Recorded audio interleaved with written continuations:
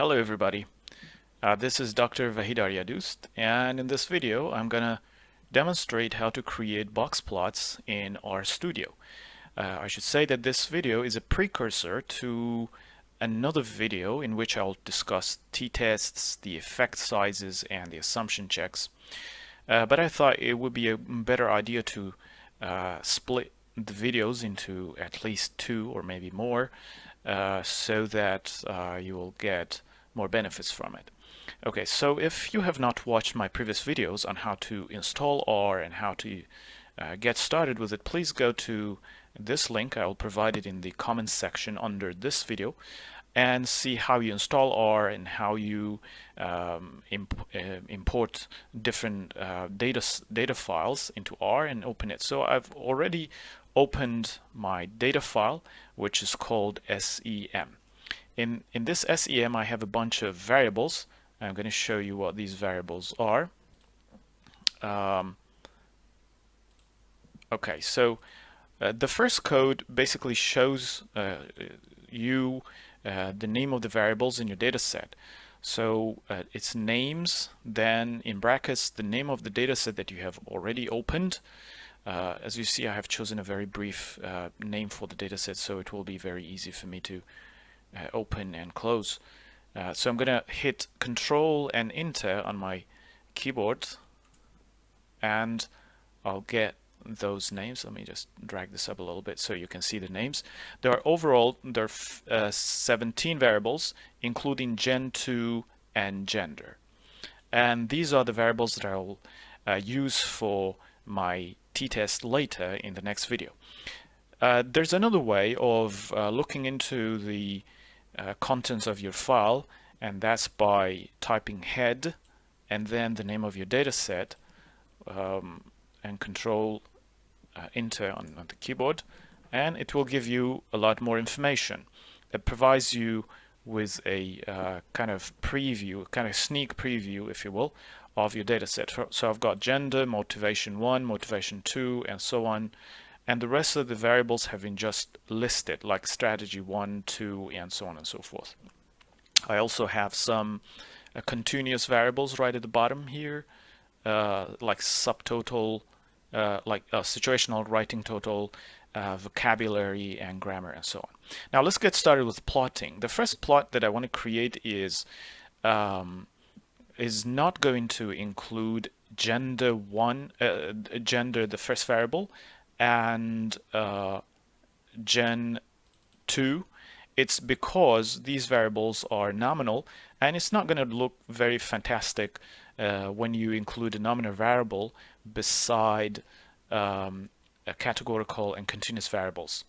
All right, so let's remove those two nominal variables first. This is how I'd remove it. I'm going to create an object called SEM2. SEM2 is going to be created based on my already open data set, which is SEM, then angled brackets, 1 and 2 angled brackets, then minus C. Minus C stands for concatenate everything except, so that minus means except variable 1, which as you recall was gender, this is variable 1, and variable number 17, which is gender 2. So I'm going to get a new R object, or a new data frame, which is called SEM2. So let me just hit Control and Enter, and sorry, I have to do it again. Control and Enter. Okay, so SEM2 has been created, and now I want to look at SEM2, look inside SEM2 object that I've created. Again, once more, Control and Enter, and here is all the variables that have been included. As you see, gender is not included anymore, and it starts from motivation 1, and gen 2 is not included either. So this is how you can remove 1 or 2 or any of the variables that you like to create. For example, if you want to create a if you want to remove another variable, let's say variable number 2 or variable number 3, just feel free to plug them in and remove them from a data set. Now I want to create a box plot from SEM2. So this is the formula. You just type boxplot, brackets, and SEM2 followed by a comma and then color. Let's do a very simple one first. I'm going to remove the rest of it and close the bracket there to see what we will get from boxplot SEM2. This sign, as you see, indicates that there is an error here, of course, because I'm not going to run it. So you just leave it there for the time being. So I'm going to just run this part of the code. Control and enter again, and here is the very simple box plot that I have created. As you see, there is no color on these box plots, but it's interesting because it shows how the mean of those variables, which is indicated by that thick line in the box plot, is different across the different variables. Okay, so let me close this and go back to the original code. What I want to do is to add some color to it. So I want to remove the bracket that I had included. Now SEM2 comma, this comma is important, and color. COL stands for color. The colors are rainbow. Basically, we're asking R to include, as many variables, as many colors as the number of the variables. So rainbow, number of color equals SEM2 variables. And then you close those brackets and control enter, and you'll get a beautiful and colorful version of the same box plot that you saw before. So you see, you can toggle between them this way. You can see the differences very obviously. Now, by the way, if you want to access the codes that I'm using here, please go to my GitHub profile, click on repositories, and click on multivariate data analysis, and here is the R code. Just click on the R code t-test and boxplots and t-test. So just click on this, and you can just copy and paste or download it. How do you download it? Anyway, so you can just copy and paste it into a Word document. Now let's go back to the box plots. This is a simple box plot, and you can add on to the complexity and the aesthetics of the box plot step by step. So let me walk you through that step by step. The first thing that you can take into account is that the box plot could be separated for genders. For example, males and females could have separate box plots for any of the variables that you're interested. So let's do that for the first variable, which is SW total, and that stands for situational writing total score.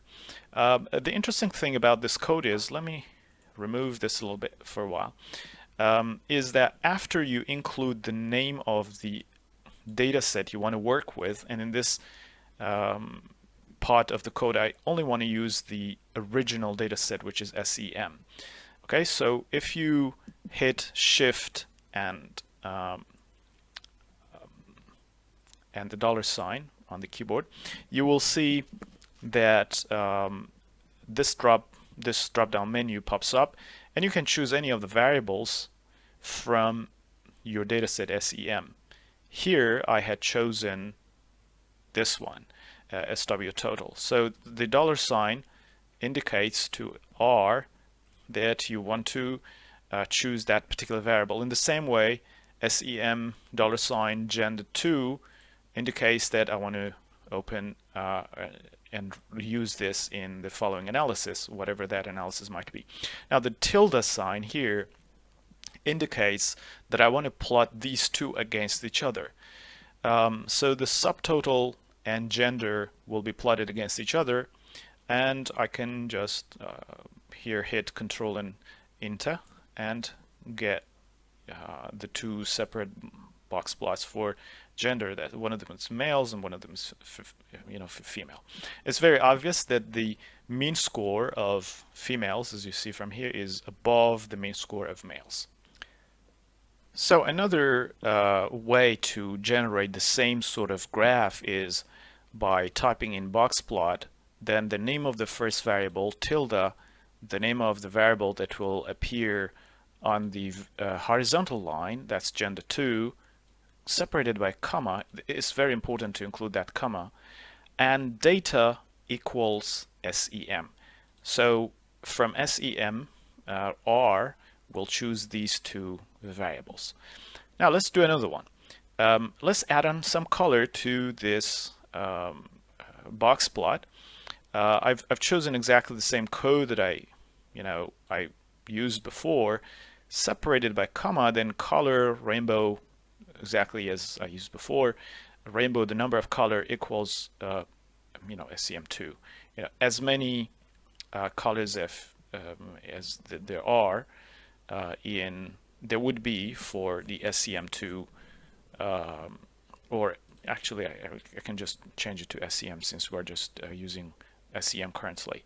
Now let's hit color and enter and control and enter, and then you will get this colorful data set here. There are two box plots with different colors. I'll change the colors along the way. I'm sure that you're now asking how can we change the colors. I'll give you an idea how to change that. Okay, so let's try another formula. Instead of colors equals rainbow, you can choose any sort of color that you wish for the box plots to have. For example, you want to get two maroon color box plots. Okay, so you can run this code. The code is exactly the same as before. This one is the same as this one, and you have just added col and maroon in quotation marks. Those quotation marks are important, so let's hit Control Enter, and you'll get the maroon color. It's beautiful, it's really great. So I would just include it in my reports if I just wanted to show that the means are the two categories are different from each other. Then the other sort of color would be green, blue, gray, white. Just feel free to include any color that you wish. So let's run green as well, and this time around the difference is you see the previous one were vertically, these two block boxes were vertically displayed, but for the second one that I just ran, the box plots are horizontally organized. So if you add comma horizontal equals true, you will get the same data, the same box plot, but in a horizontal way. So let's click on zoom, and you will see this is how they have been arranged. And if you want to remove that, you can just add false and run it again. They will be vertically aligned again. But I'm going to just keep it as true and change this to, for example, white, and run it, and you see the color is gone, and the direction of display has changed also. Now, do we have more options to create more interesting box plots? Yes, but you have to install ggplot and then pub.r, that's publication R, and I have explained that in previous video how to install packages, and then call it using library and the name of the package. Hit Control Enter, and we have already called it. Now the first ggplot that I want to create, and ggplot box, is actually a plot box using the gg library, is generated by using this formula. So I'm going to call my first box plots just my plot, or anything else. This is really optional, as I have discussed in the previous videos. And I'm going to use this formula for that. For the data set, right after the brackets, ggboxplot, bracket, and then for the data set I'm going to use SEM or any data set that you have. For the x-axis, separated by comma, x-axis is going to be gender, so this axis is going to be gender, and y-axis is going to be SW total. Do not forget those quotation marks, so this is total on this axis. And I think you can just really close this here without having the rest of it. But I have included the rest of the code because I want to name the Y axis. This is YLab, stands for Y label. I want to name it writing, and the X axis I want to name it the distribution of gender, and also add some jitter. This jitter adds noise to the data, so this graph is going to be much more interesting than the previous ones. So let's highlight this part, click and hit Control Enter, and then this one, and this will be generated. I think this is more interesting, really. So you see the jitter. The jitter means kind of random noise that has been added to the data, and it makes it more interesting. I have got 3 groups this time round. One group is males, one group is females, and I hope you can see.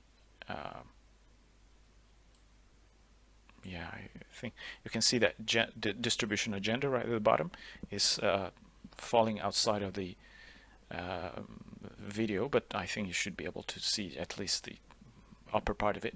And then I also have got an A, or not indicated. Some participants didn't indicate the gender.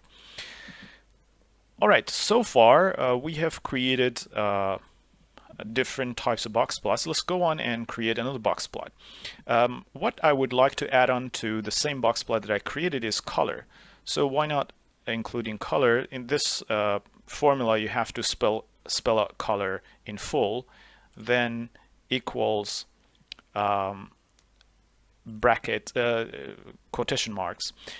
And now you want to add color according to gender. So I'm going to use exactly the same variable, but if you have a different variable, categorical variable by the way, and you want to add color based on that variable, feel free to include that in your data. And then include a comma. That should be good enough. I'm going to highlight everything and hit Control and Enter to run it, and yes, you'll get a different sort of box plots in terms of their colors, and I think it's more interesting and more aesthetically acceptable if you want to publish it. And you can get to see the horizontal lines label here, distribution of gender. Okay, now let's add on some more complexity to it. We can change the filling color of those box plots by including fill equals and then whatever color you like. Currently it's white. I want to change it to yellow. I think it's not going to be very interesting, but just to show how you can do it. Yellow and then comma, then highlight everything, Control Enter, and you'll get this. I don't know if it looks interesting to you or not, but you can definitely change yellow to anything else. For example, gray. You can also write gray with an E. So let's highlight everything and Control Enter to get gray colors. It's not that interesting really. So you can just remove it and change it, or change it back to white. Once again, Control Enter, and you'll get whatever you had before. So far, so good. Do you still want to add more complexity to it? You can add some palette colors, so the colors will be somewhat different and more interesting. I'm going to copy this palette from here, and I will, leave a link later in the comment section of the same video to tell you where to get the name of these palettes. Okay, so I have added this line, and I'm going to highlight everything and run it. You see the palettes have changed, the colors have changed somehow. This might look interesting to some of us. They may not be as interesting as the previous one. Alright, so this is how you can build on the complexity of the first one. And the second one is something that I've already been working with. Yeah, you see, it's the same thing that I've already been working with. Now there are three other formulas here that I would like to run. This gives you a different sort of ggplot box. They're probably more, less complex than the previous ones, because you've got the gender, the name of your data set followed by gender followed by the variable that you want to plot against your gender variable, and then for fill again you will get gender 2, and the palettes in the same way will be those 3 palettes that you have. I've included 3 palettes because I've got 3 groups of gender here, males, females, and not applied or not indicated. Alright, so let's run this one. And here is what you get. Because we haven't gotten the word jitter here, that little code jitter, this one, add jitter. So we don't have, we don't see the random noise that I showed you before in the previous one. These random noise, can you see? All right, next is some different, types of palette. I have included default this time around, and see what we will get from default. Okay, so Control Enter, and here is the default version of palette. The next one is palette equals gets underlined palette, and this kind of object here, this argument I should say, followed by K. K stands for the number of your groups, and in this case, as I just mentioned, there are 3 groups. So I keep 3 as fixed, and I change this argument in different ways, and I pass it through, and I pass it here. So let's run this one and get a different color. Now I have provided a list of different options that are available.